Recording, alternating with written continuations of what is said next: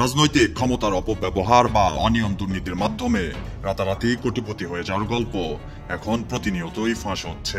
তেমনি একজন মানিকগঞ্জের সিংগাইর উপজেলা আওয়ামী লীগের সাধারণ সম্পাদক মোহাম্মদ শহীদুর রহমান ওরফে ভিপি শহীদ। ছাত্র জীবনে সিংগাইর কলেজের ভিপি নির্বাচিত হওয়ায় ভিপি শহীদ নামেই অধিক পরিচিত তিনি। সাধারণ গাড়ি চালক আব্দুর রশিদ খানের ছেলে শহীদ একসময় বীমা কোম্পানির মাঠকর্মী হিসেবে চাকরি করতেন।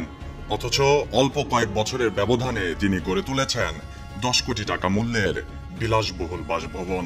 এমনকি স্ত্রীর নামেও করেছেন বিপুল পরিমাণ ব্যাংক ব্যালেন্স। রয়েছে নদী দখল ও পরিবহন খাতে চাঁদাবাজির অভিযোগ।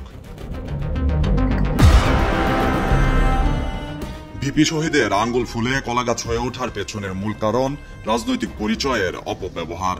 জেলা যুবলীগের সাংগঠনিক সম্পাদক ছিলেন তিনি। এরপর সিংগাইর উপজেলা আওয়ামী লীগের যুগ্ম সাধারণ সম্পাদক পদ পান তিনি। 2022 সাল থেকে মানিকগঞ্জের সিংগাইর উপজেলা আওয়ামী লীগের সাধারণ সম্পাদক রয়েছেন তিনি। দৃশ্যমান কোনো আয়ের উৎস না থাকলেও সিংগাইর উপজেলায় 12% জমির ওপর 10 বছরের ব্যবধানে টিনের ঝুপড়ি ঘর থেকে গড়ে তুলেছেন সুদৃশ্য এক অট্টালিকা, যার বাজার মূল্য অন্তত 10 কোটি টাকা। আর নামে বেনামে অঢেল সম্পদ তো আছেই। তবে ইতোমধ্যেই প্রায় 3.5 কোটি টাকার অবৈধ সম্পদ অর্জন ও 30 লাখ টাকার সম্পদের তথ্য গোপনের অভিযোগে ভিপি শহীদ ও তার স্ত্রী নার্গিস আক্তারের বিরুদ্ধে পৃথক 2টি মামলা করেছে দুর্নীতি দমন কমিশন।